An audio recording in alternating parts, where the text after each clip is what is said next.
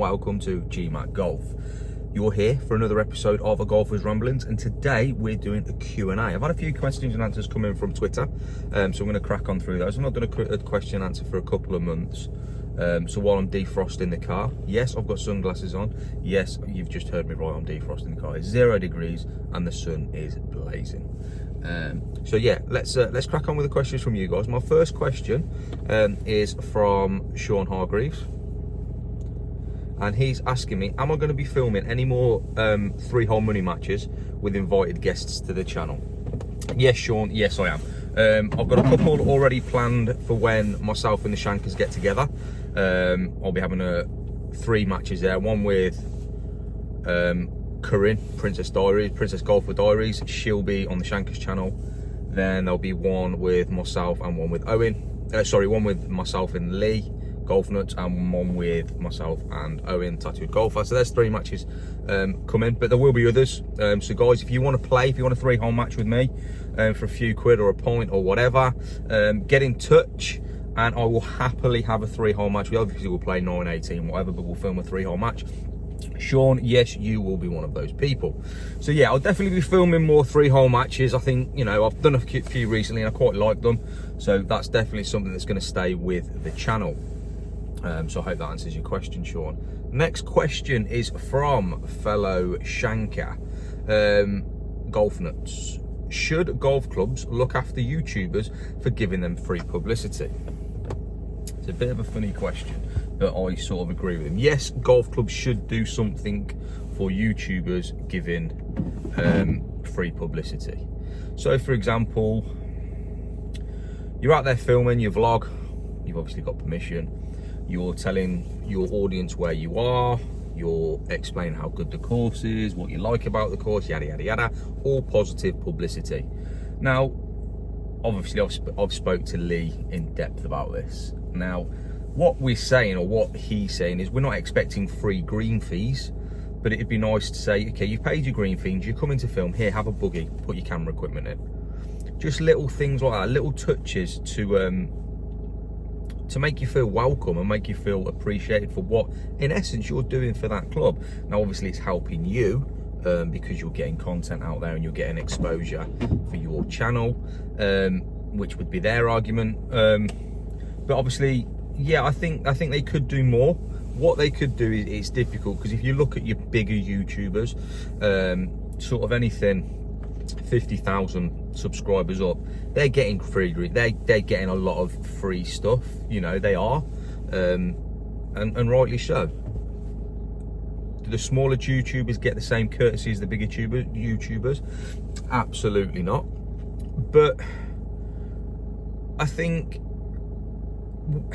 I'll use myself and the ShankerZ as an example.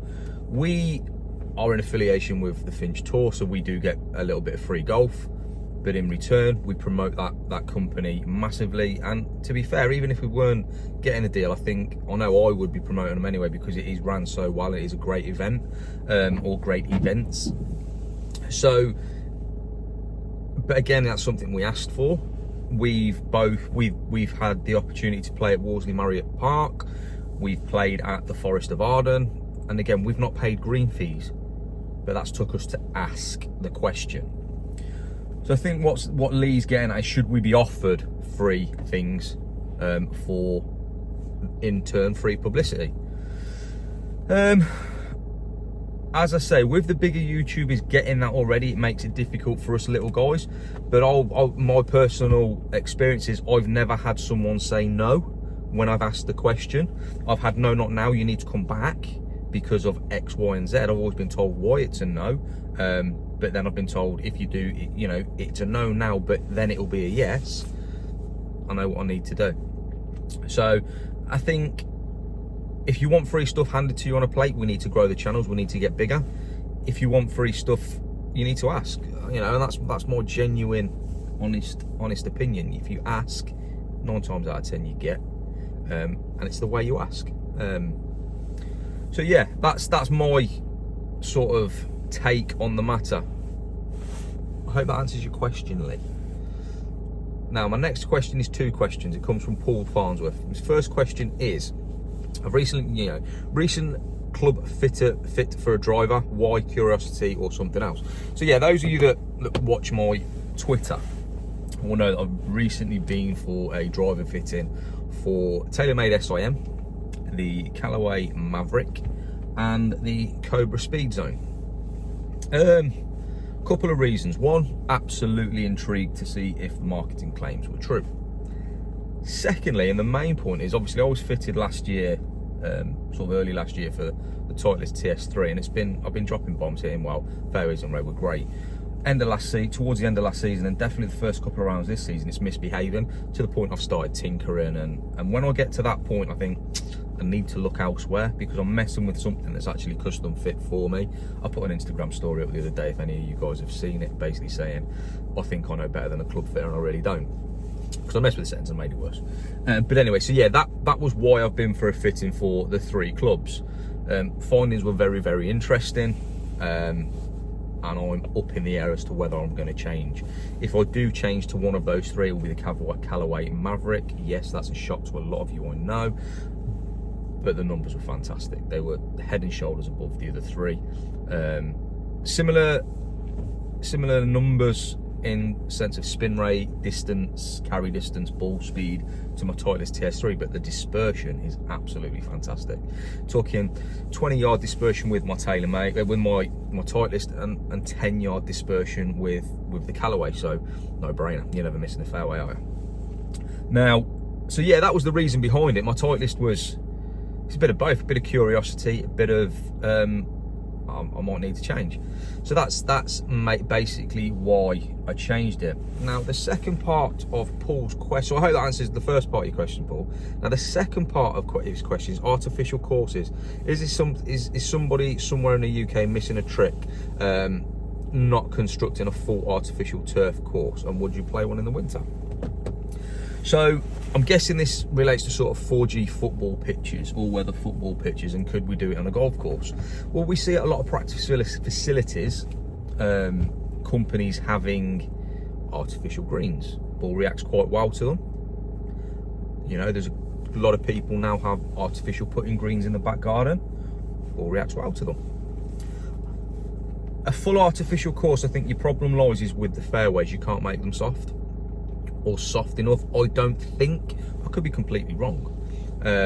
You know, I've never played an artificial course. Well, there aren't any around, are there?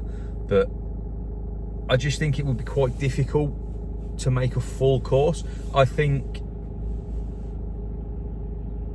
if it worked, I think somebody needs to put the money in and make one, for starters.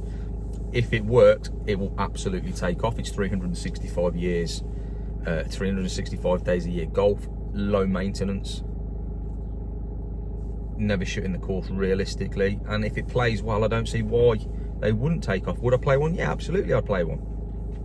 Most definitely play one, because it's, like I say, it's 365 days a year golf, and how many golf courses in the UK are 365 days a year? I mean, if you look at somewhere like Lytham St Anne's, you know, the top links courses in the UK, even they've been closed this year due to weather. Now, links courses as a rule tend not to close because they're pretty much sand based, but that's how bad the weather's been. Well, back end of last year, that's how bad the weather's been.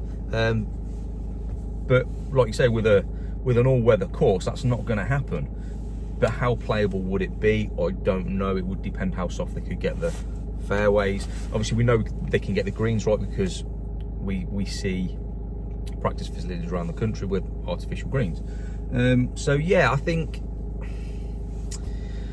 yes, I would play one, absolutely. Is someone missing a trick? I don't know, because without one being built, it's a tough one. It really is a tough one. Without one being built, I don't know, simply because I don't know how playable it would be, but potentially it's a great idea. So I hope that answers your question, Paul, and I hope that answers all your question, guys. I will pop the link to the Finch Tour down below, because obviously we've talked about that previously. I'll pop Golf Nuts, the Tattooed Golfer, and the ShankerZ links down below. I hope that answers all your question, guys. I hope you've enjoyed watching. If you haven't already subscribed, please subscribe to the channel. Got loads of content going forward into 2020 and beyond. So yeah, I will see you guys soon, and thanks for watching.